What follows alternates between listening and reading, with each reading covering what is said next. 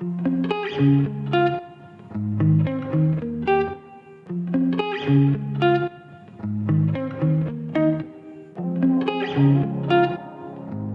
Salvi is Distinguished Research Professor at Faculty of Health Sciences.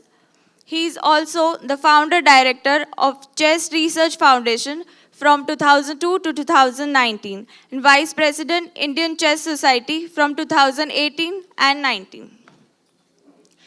May I introduce the juries of the day, Dr. Raghupati Anchala, Professor and Head, Department of Public Health, Symbiosis Institute of Health Sciences, Dr. Sachin Palve, Professor and Head, Department of Community Medicine, Symbiosis Medical College for Women, and Dr. Sameer Fadnis, Associate Professor at Symbiosis Institute of Health Sciences.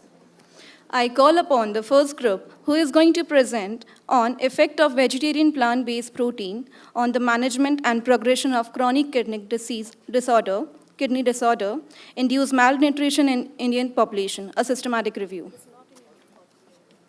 A very good afternoon to everyone. I am Anindita Ghosh. I am PhD scholar from Symbiosis University of Health Sciences, and I am a senior dietitian in Ruby Hall Clinic in Jewari.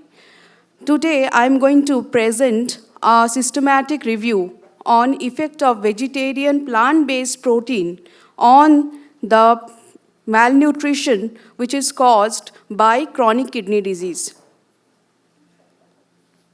Malnutrition is a familiar condition present in chronic kidney disease.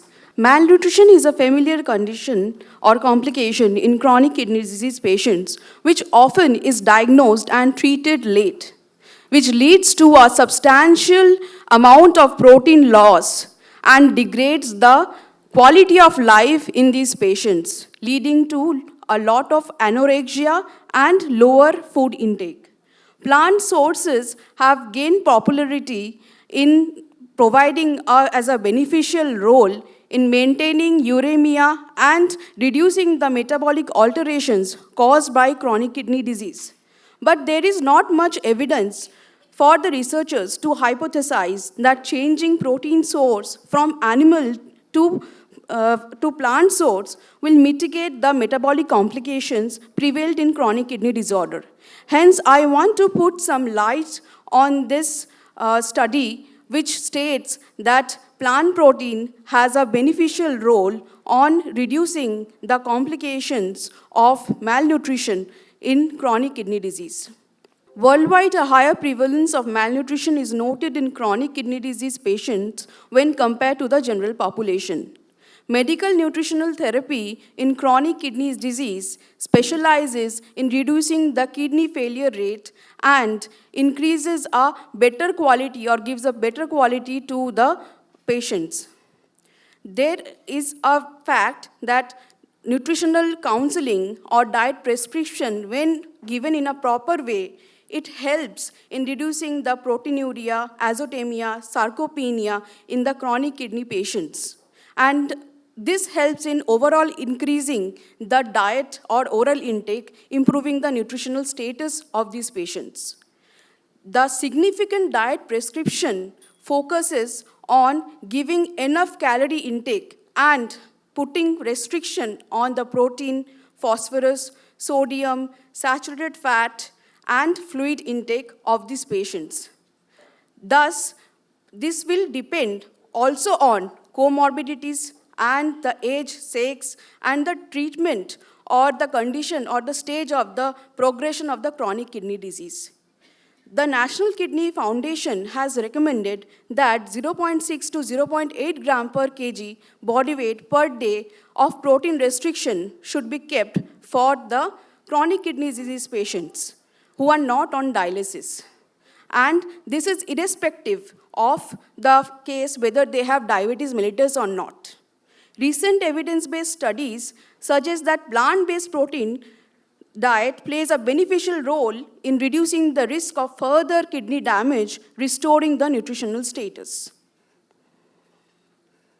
Articles reporting this study was taken from different databases like PubMed, Scopus, Web of Science, Google Scholar. English language was used, and human subjects were taken.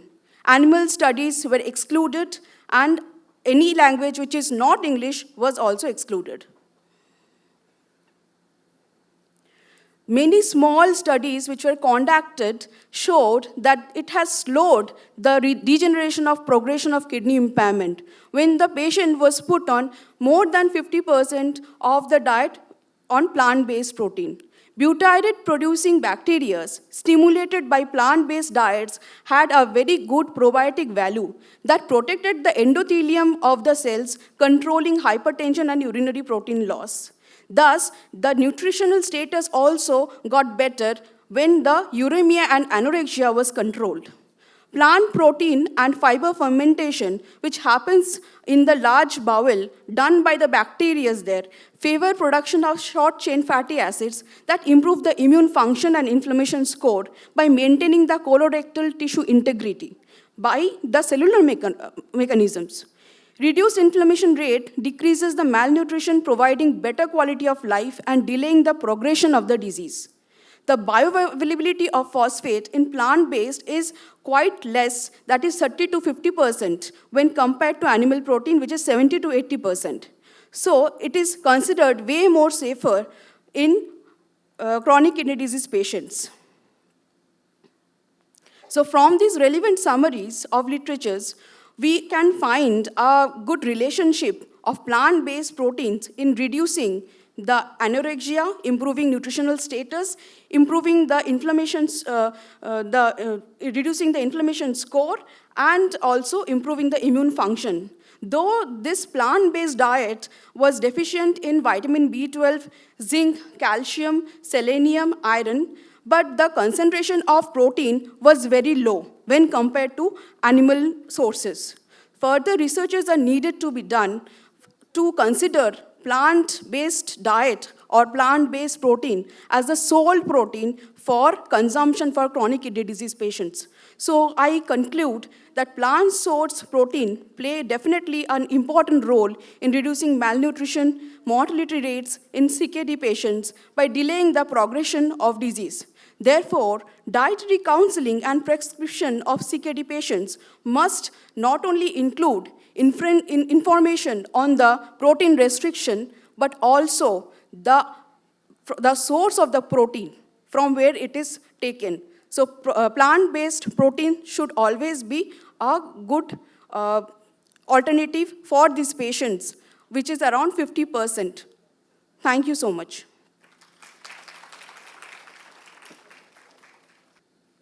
Okay, good afternoon, one and all present here.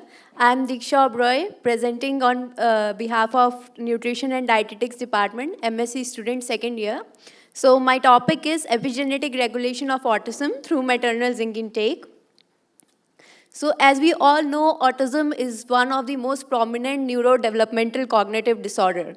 And the symptoms of autism include social interaction. There is lack in social interaction.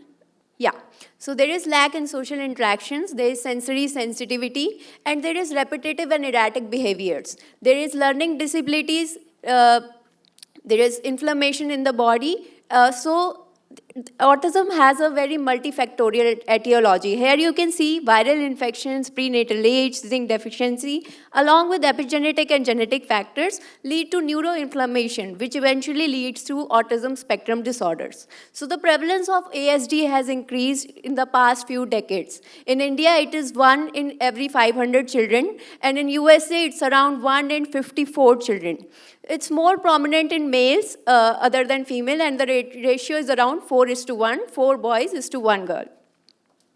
So here the objective and aim of my review is, the aim is to elucidate the role of maternal zinc deficiency on the development of ASD in animal as well as human models through epigenetic mechanisms. So the objective I have is to assess the impact of maternal zinc supplementation and autism in animal offspring through epigenetic mechanism, and similarly in human models.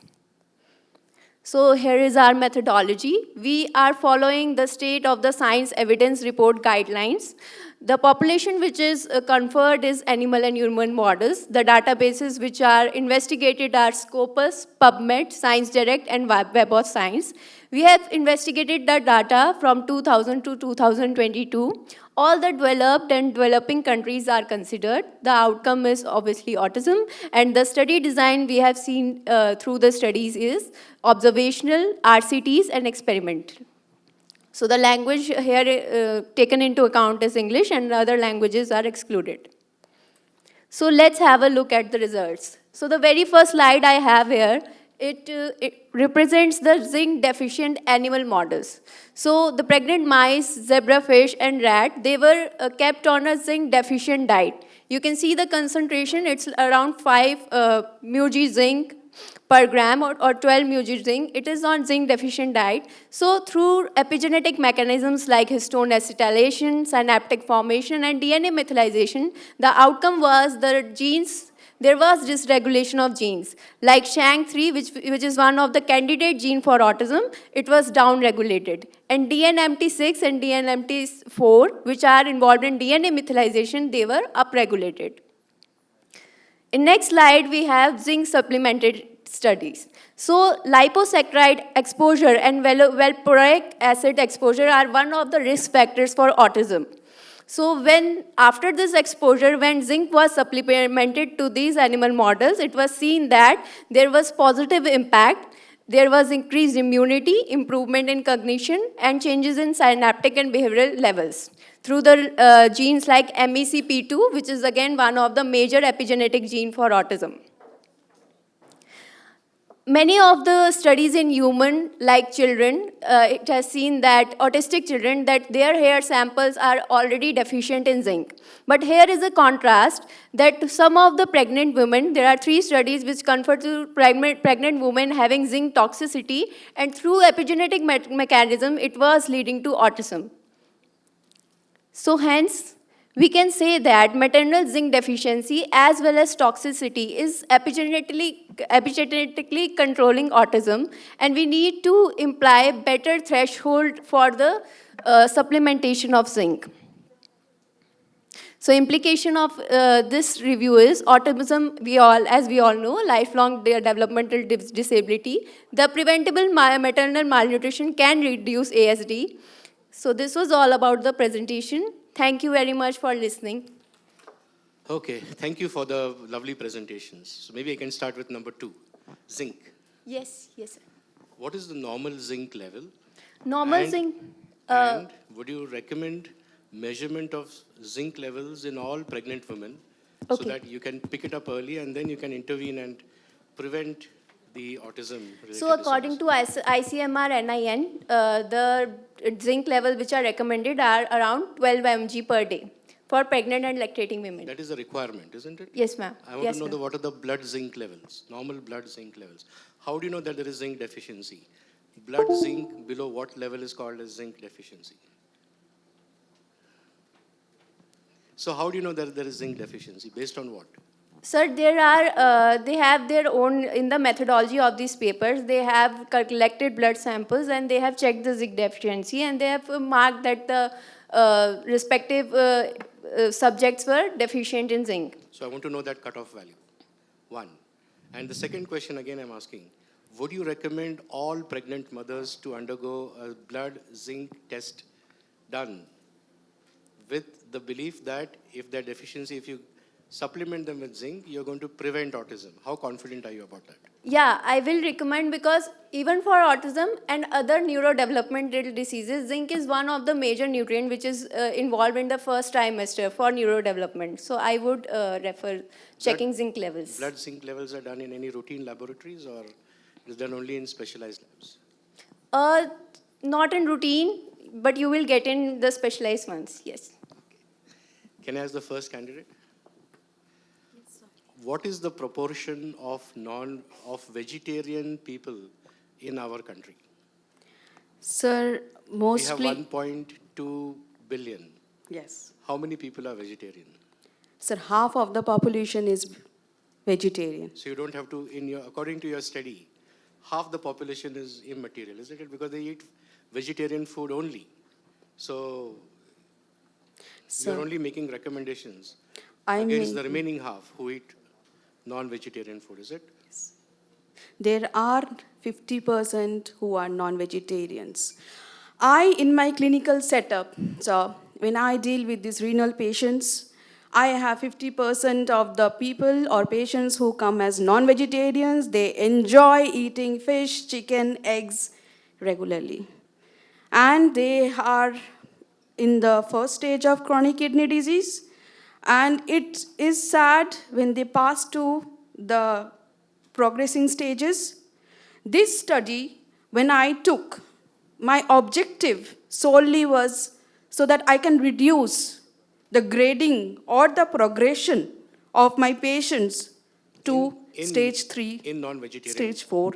In non-vegetarian patients, there are in the Indian population, there are many types of eating habits. People claim themselves vegetarian when they eat eggs. So I don't consider them as vegetarians. They're eggitarians. So what about milk? Milk is vegetarian or non-vegetarian? Milk comes under lacto-vegetarians.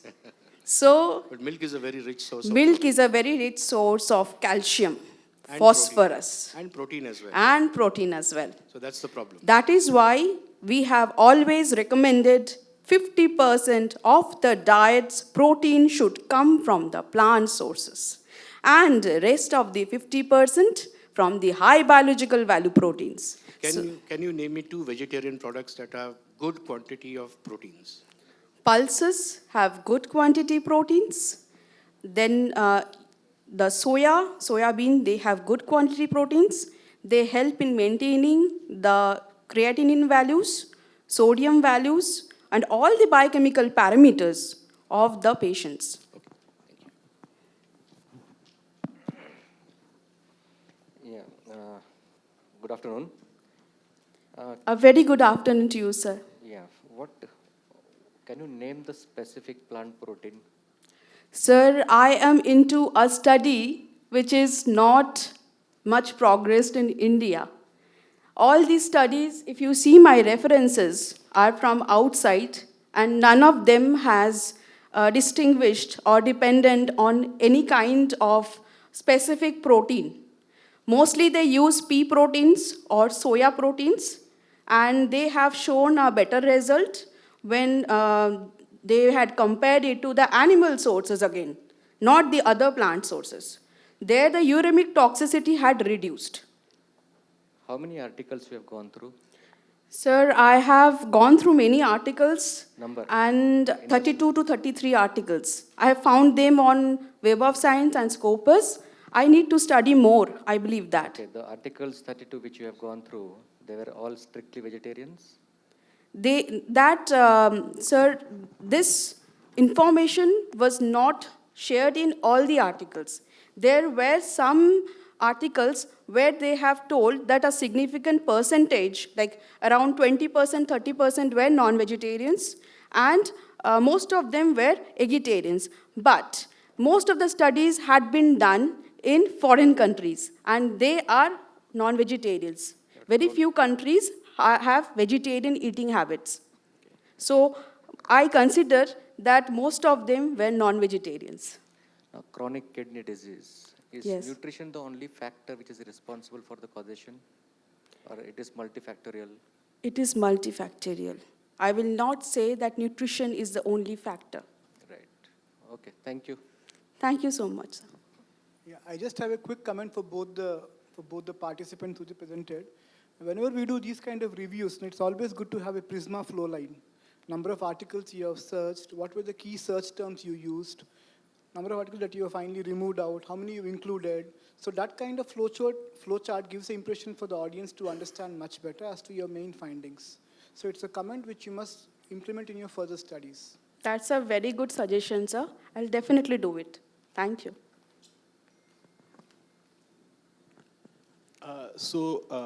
What I'd like to suggest is in your presentation, you could have included how did you search the literature. I mean to say you could have described the different steps. For example, if any electronic database was consulted, then what search terms were used and how they were combined. So you could have added to your presentation. I agree. I'll do that. Thank you so much, sir. Thank you.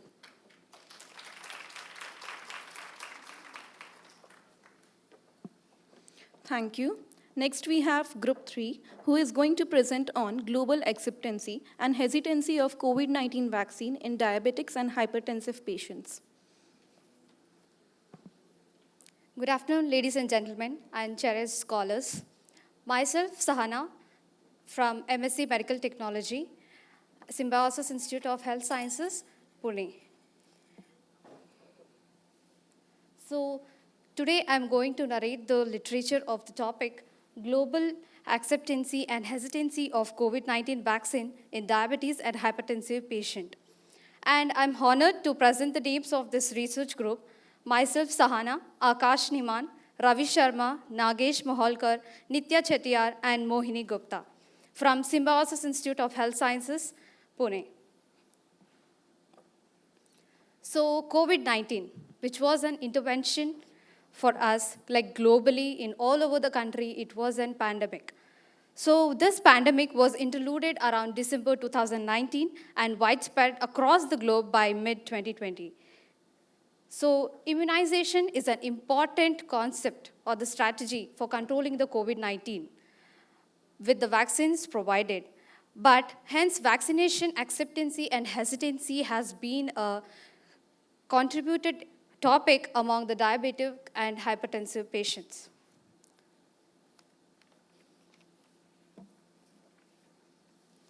So here we have the 4 types of vaccines which have been provided by the government for the COVID-19, which is RNA vaccine, inactivated vaccines, viral vector vaccines, and protein subunit vaccines, which has various types of named vaccines, which is useful for the COVID-19 control.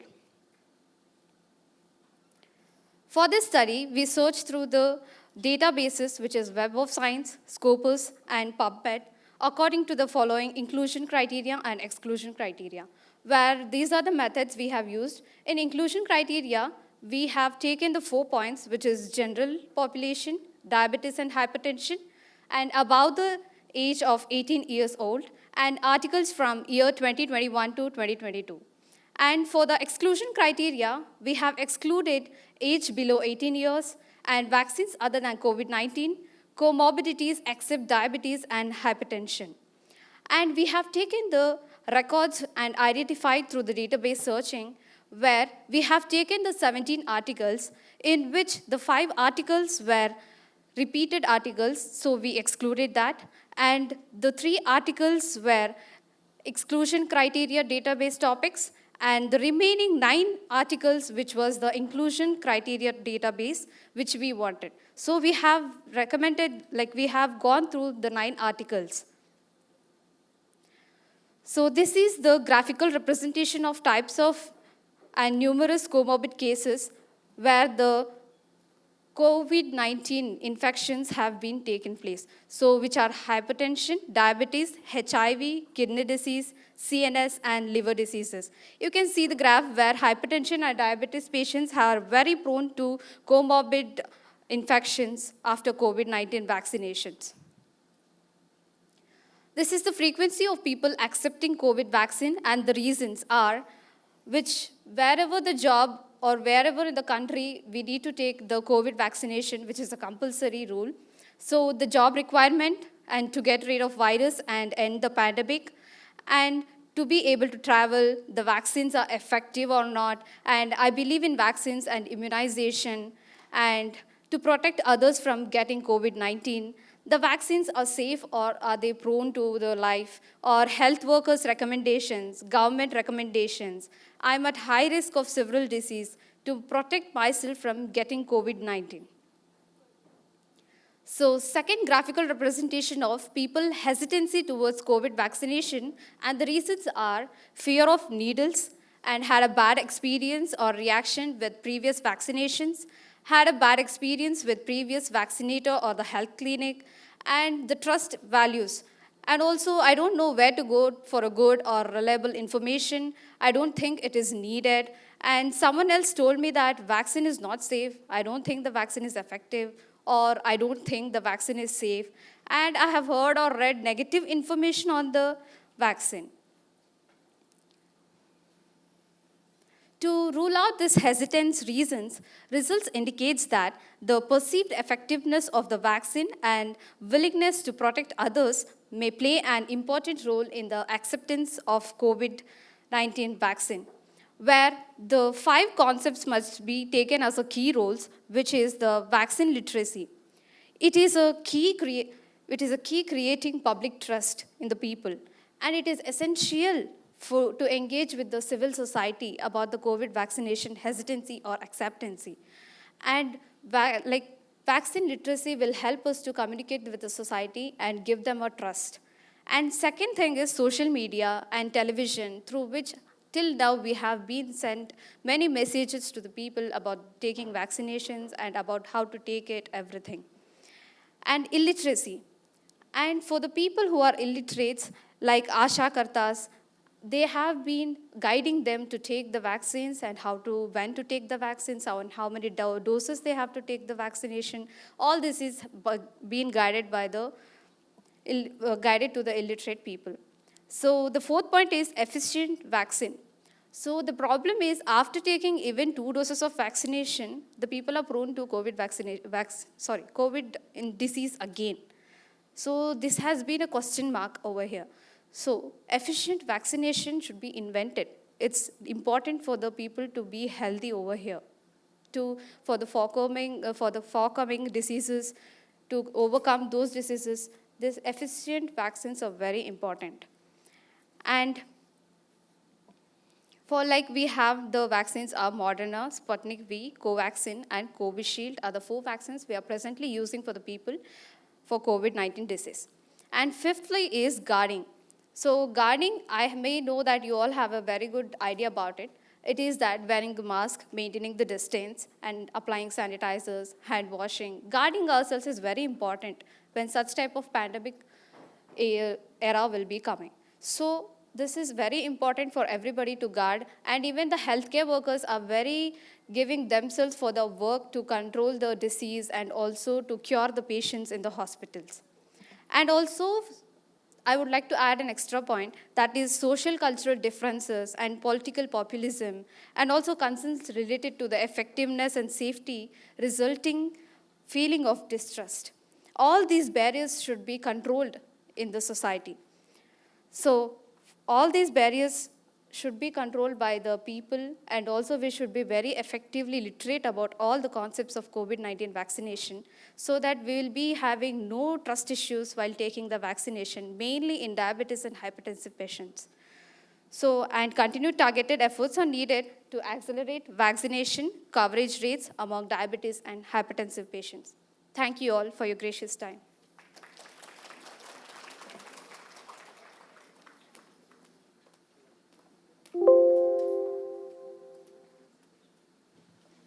Thank you. Thank you for that presentation. What was the new knowledge that you gained after reading this, after doing this whole exercise of reading 9 articles? New knowledge which you did not have before. So, sir, we got the new knowledge that we have gone through the almost 9 articles in this study. So we learned that there are many people are hesitate to take the vaccine, like which are currently the 3rd booster dose is there. Still, people are like telling that we have been suffered from the COVID, or even after the 2 doses of the vaccinations. Your title stated global. Yes, sir. So which countries were included in your study? Sorry, sir? Which countries were included in your study? Sir, it was Uganda, China, Japan, and Saudi Arabia was mainly conducted. As in India, there is no such studies were done. So is this global? Because they cannot be global. Only 3 countries participated. Yes, sir, but the article are present in less amount only, sir. So do you think that what is happening in Uganda is also happening in India? Would you say that the same thing is happening here? No, sir, but like we can consider as a... We should have a survey, sir. Proper survey should be done again. So I think you should always mention the limitations of your study. Sure, sir. It's an important point, because if you're making a title of global, obviously this is not global, and there are so many limitations to whatever people have observed in these countries may not be relevant to what is happening in India.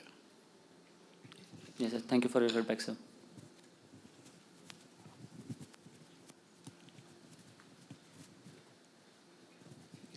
So in your study, did you find any, you only mentioned about the barriers. Did you find any study, in your study any positive outcomes or enablers to the study, enablers? Like barriers were there, right? Barriers are something which are opposite. Did you find any factors which are enabling the vaccination to be uptaken by the population? So, like we would like to avoid the political barriers as well as the religious barriers. Like there will be some, like we have gone through some papers, there was a religious barriers, so that people were not taking to the vaccinations. So that was a major barrier over there. And it was very major that government was putting the promotions over the vaccinations, but still people were not getting the right message. Like it was going to get vaccinated, but it was not getting like what the patient who was suffering from diabetes and hypertension. Are they have to go directly to, they have to get vaccinated, or still they have to wait for some time and then they have to get vaccinated? Or they may have to take any medication or not at the same time. You mentioned about the compulsion by the government, right? Yes, sir. So what type of compulsion was noticed through the articles? Sir, like as the COVID-19 was pandemic, so the compulsion was basically done by the government so that the people should be get vaccinated to enter from one country to the another country. It was compulsion by the government. That's the only. So country to country, and within country, inside the country? No, sir, it's still mandatory to get vaccinated. No, when you did the study, like for example, unless we don't have 2 vaccines, Yes, isn't sir. it? Then people realize that we must go for the second one. Yes, sir. Or we must go for the first one, then they start coming. So in between country travel, that is one. So within the countries, have you noticed any variations or no?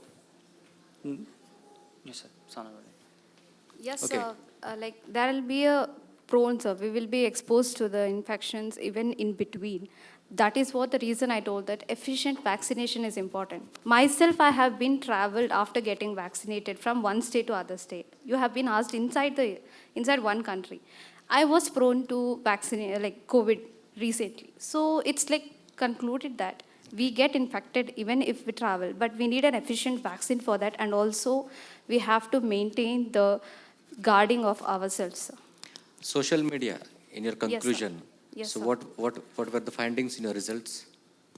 Social media, sir. Usually, like the government, they have ordered to take the 2 vaccinations.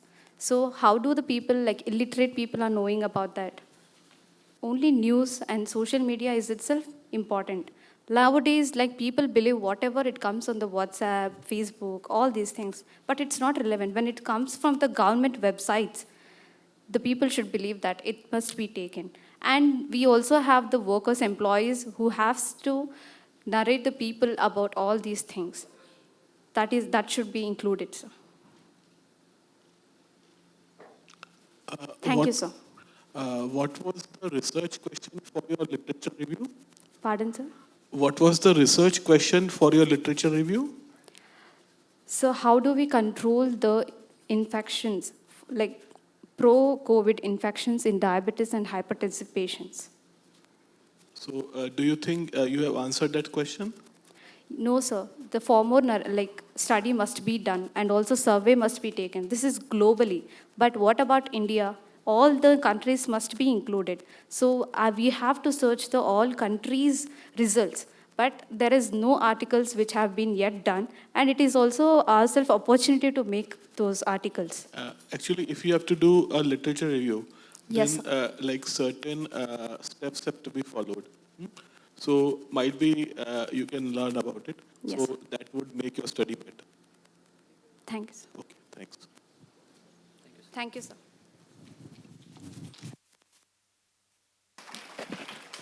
Thank you. Next, we have Group 4, who is presenting on COVID-19 triggered lockdown and alteration in eating behaviors.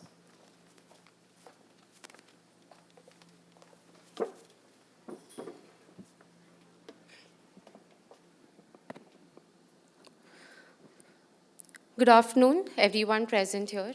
Good afternoon to the respected members on the dais, good afternoon, the faculty members, and my friends and colleagues from nutrition and other allied healthcare fraternities.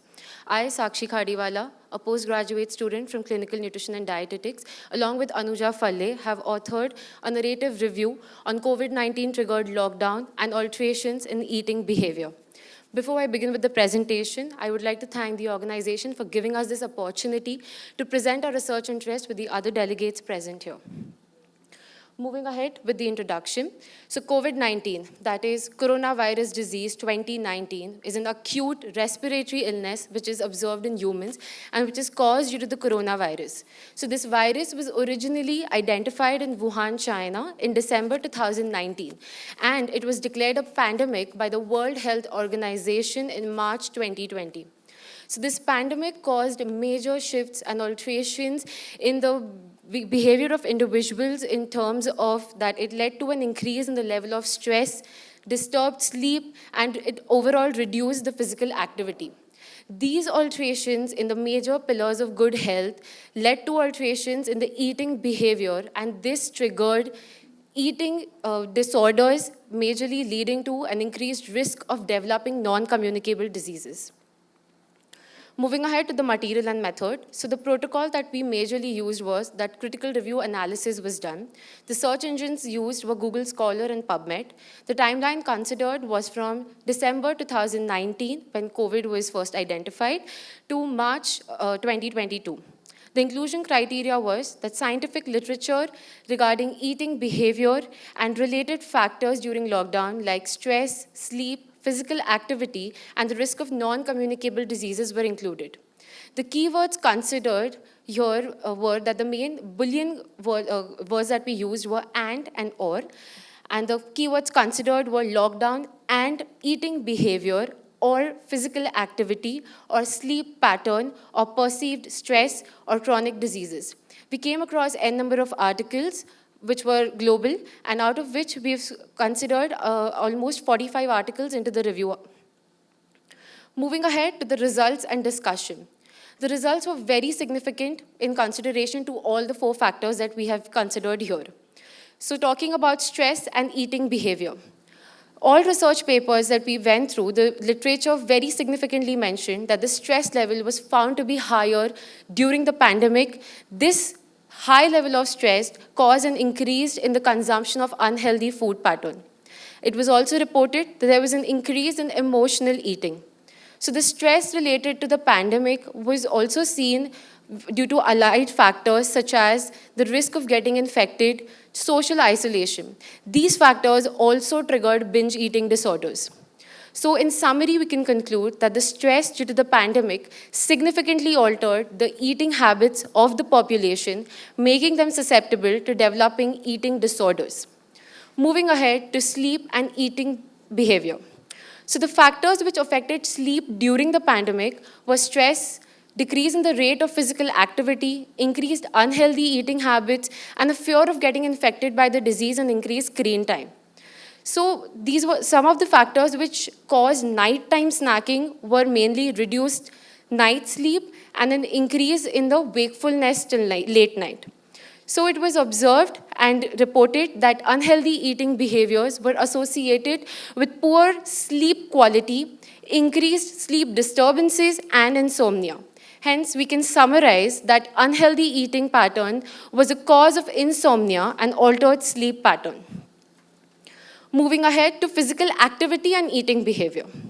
So the major changes that were observed in the physical activity was that it had reduced significantly. And this was majorly due to uninterrupted sitting periods and long screen time. Now, this was because of the work from home ethics and the online mode of education that was observed. So this caused a major decline in the physical activity rate among all age groups and made them more prone to obesity.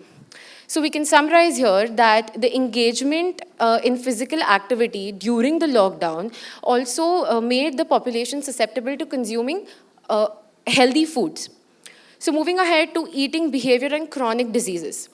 So the major shifts in the pillars of good health, that is, there was poor sleep quality, reduced physical activity, increase in stress, poor eating habits. So all of this made the population more susceptible to developing chronic diseases like type 2 diabetes, obesity, cardiovascular diseases, and other metabolic syndromes. So we can conclude here that lockdown induced alterations such as the reduction in physical activity, unhealthy eating habits, increased stress, poor sleep quality contribute to the development of chronic diseases. Moving ahead. So as we went through the literature of various papers, the papers also mentioned some very significant dietary guidelines, very specific for COVID-19, which majorly included immune-boosting vitamins like vitamin A, D, E, and C, trace elements like zinc and selenium, spices like ginger, garlic, turmeric, tulsi, and mint leaves, herbs like chawanprash, ayushkwat, giloy powder, ashwagandha, and mulethi powder. All of these mentioned here are the dietary components which are very high and are known for their anti-inflammatory and antioxidant properties. They also provide immune-boosting properties and a protection against viral infections like COVID-19. The WHO, that is the World Health Organization, also released certain dietary guidelines, which included 4 servings of fruits and vegetables per day, 5 servings of vegetables per day, 180 grams of whole grains and cereals, and a variety in beans and lean meat. Studies also significantly mentioned that an increase in the consumption of ACE inhibitory foods and a decrease in the consumption of saturated fats reduces one's risk of getting infected by COVID-19, as the entry of the SARS-CoV-2 virus is facilitated by the angiotensin converting enzyme. Moving ahead to the conclusion, the present review very well states that the enormous impact of COVID-19 on the mental, physical, and emotional health of the population led to major shifts in the eating behavior, making them more susceptible to developing non-communicable diseases. Limitations and future recommendations stated here are: there is a dearth in studies among hospitalized and home-isolated patients in understanding their change and shifts in eating behavior.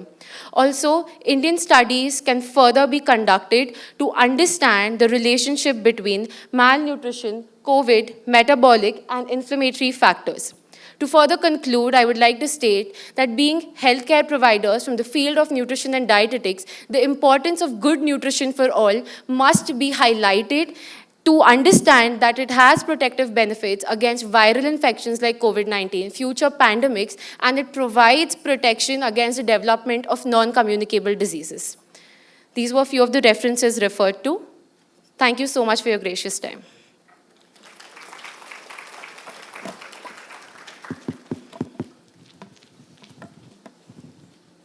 Thank you. Thank you for that presentation.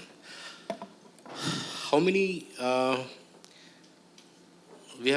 waves of COVID-19 did we have in India? So we had the first wave, then we had the second wave. We also had a third wave, which was not very significant, but the second wave, when it came in India, it just toppled everything up and down, especially Pune in Maharashtra was very significantly affected at that very moment. So the results that you have presented are primarily from which wave? The first wave, the second wave, or the third So wave? the inclusion criteria is from 2019 to 2022. Correct. So it includes all the 3. Yes. Did you find any differences between eating habits and sleep patterns between first wave, second wave, and third wave?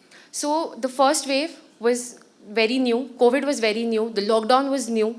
So that time it was seen, the first 21 days when our respected Prime Minister announced a 21-day lockdown. The 45 papers that you reviewed. Sorry, sir? The 45 papers that you reviewed Yes. for this presentation. Yes. Out of those 45, how many were from phase 1 presentation, how many were from phase 2, and how many were from phase 3? I won't be able to give that number because I didn't really sort it out in that way. But of course, that can be one of the criteria. But to give you a better understanding, because I do remember the months, so I can categorize accordingly. So considering So that... you may publish in March 2022 of the phase 1 results. Yes. So that doesn't mean that it belonged to the phase, No, the third. Of third course, wave. of course. Got it, sir. Third wave. But yes, if we talk in terms of like the waves, then the first wave was the sleep habits, the stress was very deeply affected because COVID was new, lockdown was new, everything had come to a standhold. The lives of people, be it education, career, health, everybody was running around to search for hospital beds. We all know all hospitals were full, and there was restriction on grocery shopping. So people were stocking foods which are ready to eat, easily available. Good. So that also caused. Good. This is a good study you've done, but I would have loved to see phase 1, phase 2, phase 3. Has the impact changed over a period of time? Or was it maximum in so-called phase 2? Is it waning off now? Or is the same thing happening, being seen in phase 3 as well? That can be a further add-on to this continuous study. Thank you. Thank you, sir.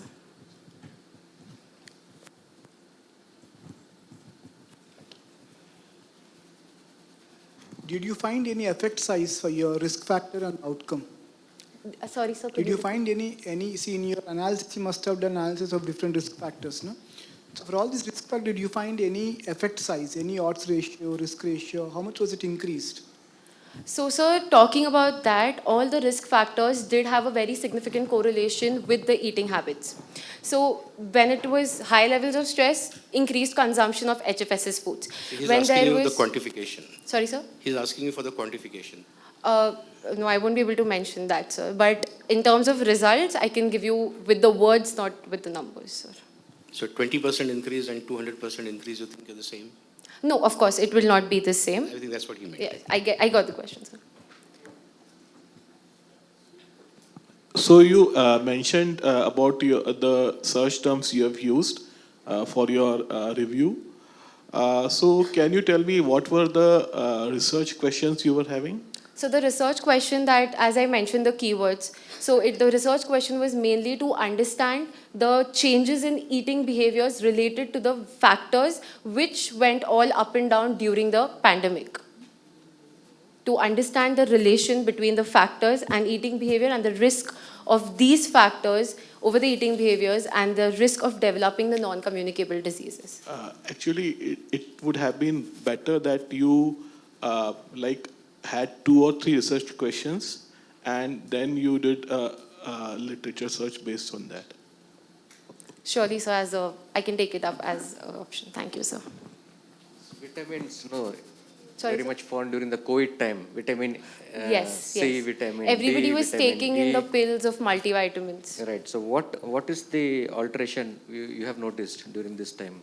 So the alterations was that during the first wave, the intake of multivitamin pills like Limc, for example, was too much. Every second person was consuming a Limc in the morning along with the breakfast. But as the time passed, waves came by, and there was much information available on the net as well about the various food sources of the similar vitamins and minerals. So the consumption, I wouldn't So say that it... It's not about the diet alone. It's about the medicine and diet.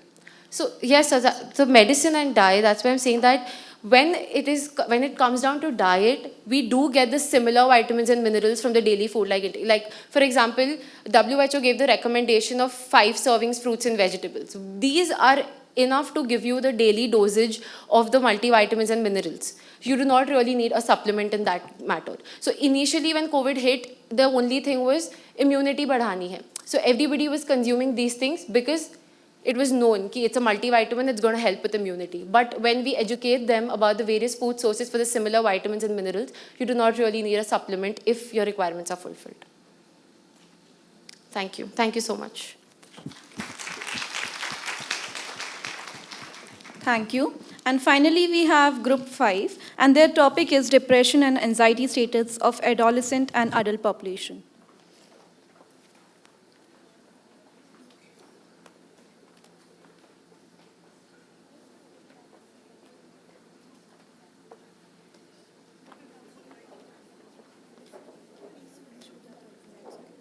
Oh, okay, yeah. Good evening, all present here in the conference, and good evening to the respected members of the panel. I am Samiksha Vasan from BSc Medical Technology, second year, Symbiosis Institute of Health Sciences, Pune. I'm standing here to talk about my research topic, which is based on the mental health and it mainly focuses on depression and anxiety status of adolescent and adult population. This research is done along with my team members, Ishan, Rajashri, Aditi, and Akshata. Many people have mental health issues, but nobody really talks about it. So what I think is mental health is nothing to be ashamed of, and it's a condition that is totally treatable. And this research that we have done is a pilot study, and it is to understand the prevalence of mood disorders, which is anxiety and depression, in the global population. So depression is the only disease that is detected only after you've been cured. And rising mental health awareness helps us understand the mental health stigma. And mental health is basically, a state of well-being in which a person understands his or her own abilities, whether it's their daily routine lives or the work they do. Data was our materials and methods. So data was collected from general public population from Pune and globally. Countries mentioned as US, UK, Doha, Qatar, Saudi Arabia, Bahrain, which is the Middle East, India locally, which is Pune. And as you can see on the screen, we have the sample of our survey. The questionnaires, and this survey was done with help of questionnaires to know the health of people from vast age groups with different occupational qualifications. We provided with a Google form of 12 questions as shown in the presentation and contains basic questions like focus on their routine work. Using a tailor-made questionnaire, a survey score was also generated where it was from 1 to 5. The score 1 is least vulnerable, means that the person is not really suffering from depression and is happy in his or her life. And greater than 4, the score is the most vulnerable. While we conducted the survey, we got 315 responses, out of which 193 were only positive and remaining were left abandoned by the people filling them. These are our results or the demographics of what we have done. Our results show that there's a significant mental health burden amongst the general public, and population was segregated into less vulnerable, medium vulnerability, and also highly vulnerable people. The statistics. In our survey data, acquired survey population is maximum from age 15 to 20, as seen in the first graph. More females have answered the questionnaire than the males. Female and male responses bin by age. The female age 15 to 20 maximum responses were received, and in male 21 to 30 maximum responses were received. This is a score table or the analysis. Score less than 3 is the least vulnerable, and greater than 3 is prone to mental distress, whereas greater than 4 is the most vulnerable. 4 to 5, now as you can see here, 4 to 5 score data study shows that many people of the age group 15 to 30 are in the borderline due to most vulnerable class, and it is crucial to address the needs of these adolescents with mental health conditions.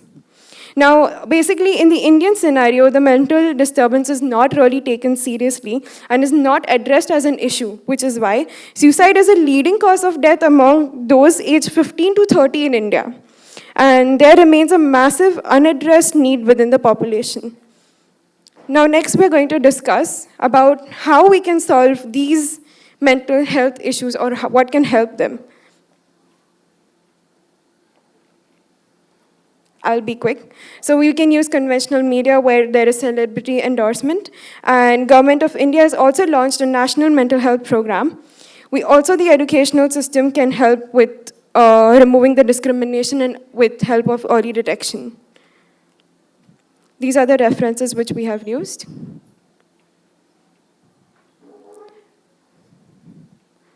Okay, thank you.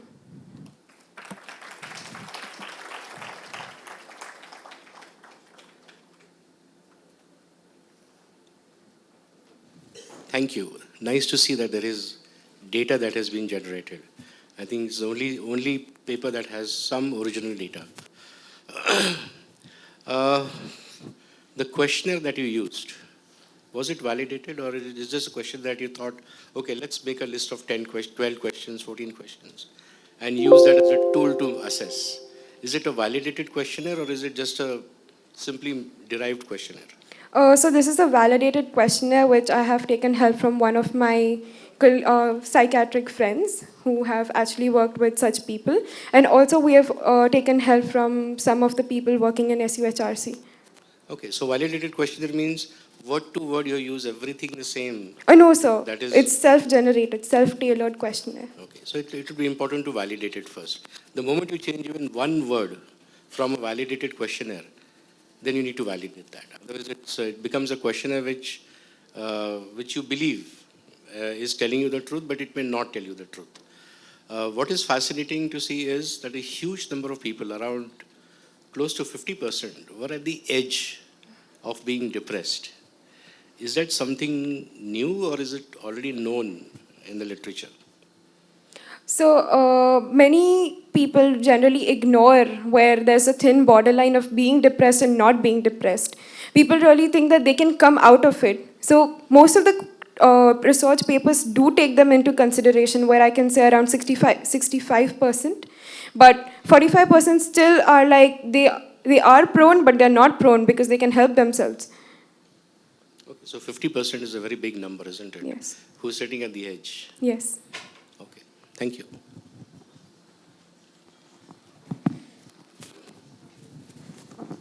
So after finding these results, did you address the population-wise? After finding these results, did you address the people who are vulnerable? Yes, so actually this questionnaire was anonymous, but except me, nobody else knows who has given what answers to what. So I have personally approached certain people and asked them to get help in their local areas. As I've mentioned, it's a global thing. I have helped them, I've helped people in UK, I have personally helped people in Doha, Qatar, in UAE, and in Pune, in India as well, where I've helped, given them helpline numbers or people who they can approach in their local areas. And like, what was the response rate for adolescents? So the response for the adolescents is that many people do take it seriously and they do accept that they are in depression. So people are ready to accept, and right now in India, being in India, people accepting that is a very big thing. Yeah, you have total 193 yes, people who have responded, and 315. But you have done this study abroad, international, yes, including many countries. Why you did not think of doing it in our country only? So the first thing was we wanted a global approach, because in India, as I've earlier mentioned, people don't really take mental health seriously. Especially if I talk about adolescents, right now we are still under our parents. We are still provided by our parents. Okay. So whom did you approach internationally? My family members, my friends' family members, and so on. So it's a link from friends to friends to friends. Okay, that's how you got the whole 315 yes. sample. All right. It's important to have a good sampling strategy, because your friends and well-wishers may not necessarily be the representative of the entire population. But having said that, you said that multiple countries took part. You did not show any data about, is there a difference in the prevalence of depression in between these countries? So one thing that I want to clear out, even though we are mentioning globally, I think 75 amongst them is just from SIHS. Okay. They're college so students. obviously the prevalence will be higher. No, but yes. When you correct it for the population, percentage-wise, what was the percentage of depression in between the different countries? Between the different countries. Well, I can talk about Middle East more specifically, since I'm from there and I've been around there. What I think is, it's the same condition there, mostly. Prevalence. Prevalence? Is it 10? I believe it's about 7 to 8%. If I compare from India? Yeah, 7 to 8% was the overall prevalence of depression. Yes. So in say for example UAE, was it 10% or was it 4%? That's what I want to know. Comparatively, it's very less. I can lesser even say around Pune? 2. Lesser than Pune? Sorry, sir? Lesser than Pune? Oh, yes. Okay. You it would have been nice to show country-wise also. Even if the sample size is small, may not be representative anyways. But at least, is there a difference between the different countries? So this is a pilot study, so we are still thinking of, expanding it further later on. Good. Thank you, sir.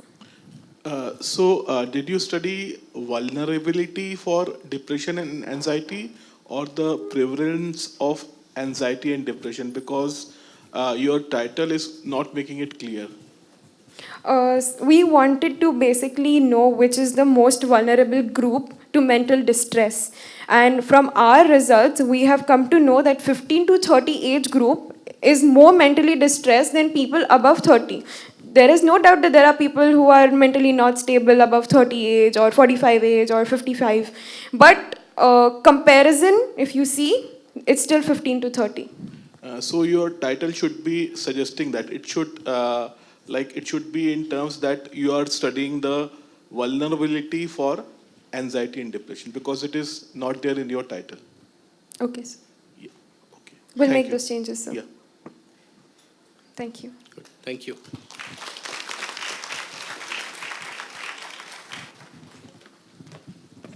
Thank you to all the participants. There is one announcement to be made. Photographs of SSODL students shall be taken at the stairs facing building number 2 near Simbi Eat. Thank you.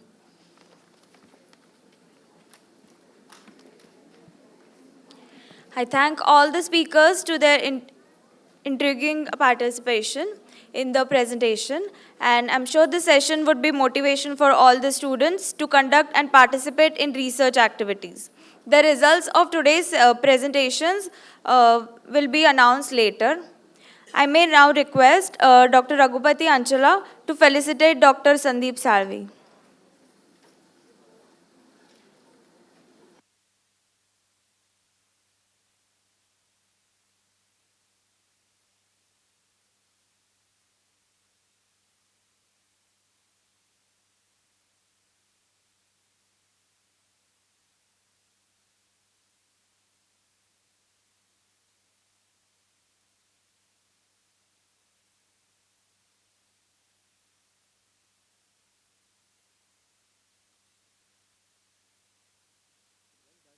Participants who made all the presentations, excellent presentations.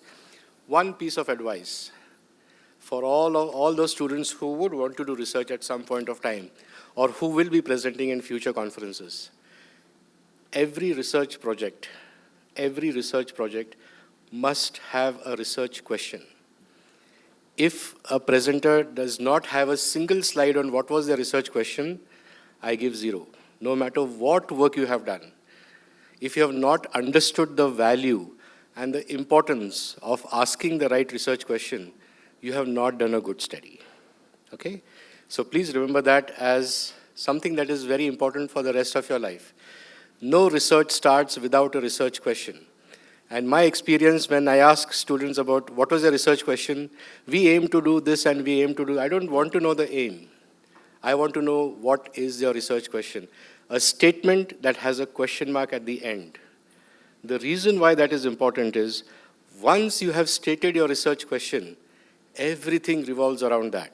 Your hypothesis, your study design, your endpoints, your data collection points, your primary endpoint, secondary endpoint, your data analysis, everything revolves around the research question. And I think very rightly pointed out by one of the faculties, that if you do not know what your research question is, you will find multiple answers which have got nothing to do with your research question.